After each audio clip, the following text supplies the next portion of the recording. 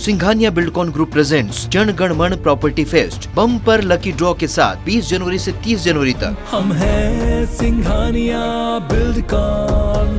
मध्य प्रदेश के पूर्व सीएम कमलनाथ आज देवास पहुंचे, जहां उन्होंने प्रसिद्ध माता जी की टेकरी स्थित तुलजा भवानी और मां चामुंडा देवी की पूजा अर्चना की। वहीं कमलनाथ ने कांग्रेस के अभियान घर घर चलो अभियान की भी आज से शुरुआत की। इस दौरान उन्होंने बीजेपी और सरकार को जमकर घेरा। कमलनाथ ने कहा कि कांग्रेस का घर महात्मा गांधी, अंबेडकर, नेहरू और देश की संस्कृति का घर है, लेकिन बीजेपी का घर गोट से बेरोजगार नौजवानों का घर है। इस दौरान उन्होंने आम बजट पर भी निशाना साधा और कहा कि इसमें आम लोगों, किसानों, नौजवानों के लिए कुछ भी नहीं है, केवल उद्योगपतियों को इसके जरिए राहत दी जा रही है।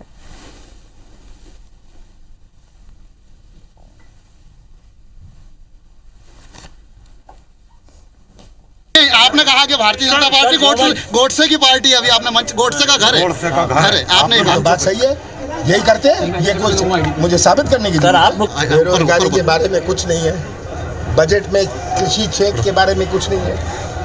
बजट में है क्या? पीछे कौन सी राहत दी है साधारण व्यक्ति को? मैं तो ये पूछना चाहता हूँ। बड़े बड़े उद्योगपतियों को इससे लाभ होगा। आज हमारा बेरोजगार नौजवान जो भटक रहा है, नहीं छोड़ दो, वो उसके चेहरे में आज निराशा है।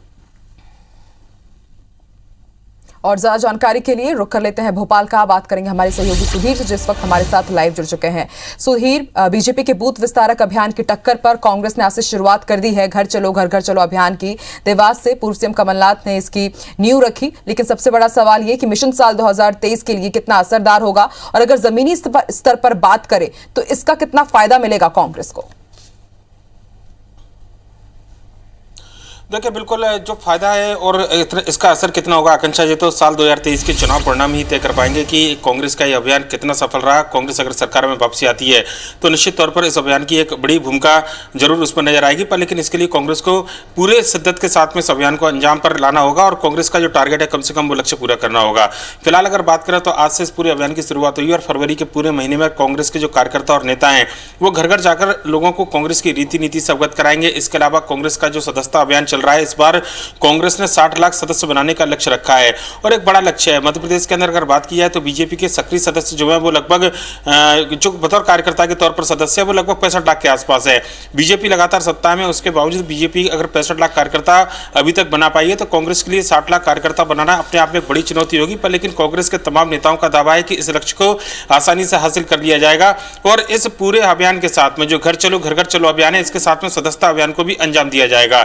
कुल मिलाकर अगर बात करें तो कांग्रेस की रीति नीति से जनता को अवगत करवाना है, घर घर जाकर कांग्रेस के जो वैचारिक सिद्धांत हैं उनको जाकर बताना है और मध्य प्रदेश के अंदर जो बीजेपी की सरकार है, केंद्र के अंदर जो बीजेपी की सरकार है, उसकी खामियां को जनता के अंदर जाकर बताना है और पिछले 15 महीने की जो कमलनाथ की सरकार थी, इससे पहले उसकी जो उपलब्धियां थी, जो बड़े वादे थे, जो बड़ी घोषणाएं थी, जिन पर में कुछ अमल में लाया गया था, उन तमाम चीजों को भी जनता को जाकर समझाना है। इस अभियान को लेकर कांग्रेस आगे बढ़ रही है, लिहाजा आज इस पूरे अभियान की शुरुआत हुई है। कांग्रेस के दिग्गज नेता आज पूरे मैदान में नजर आए और जनता के साथ में कार्यकर्ताओं को लेकर जनता के बीच में पहुंचे थे। पूर्व मुख्यमंत्री कमलनाथ की अगर बात करें तो देवास से उन्होंने जो चामुंडा देवी का जो मंदिर है वहां पर पूजा अर्चना के साथ में अभियान की शुरुआत की और इसके बाद में कार्यकर्ताओं से आह्वान किया कि अगले 1 महीने तक इस पूरे अभियान को सफल बनाने के लिए सभी कार्यकर्ता जनता के घर घर पहुंचे और कांग्रेस की रीति नीति के साथ में सरकार की जो खामियां हैं उसको उजागर करें।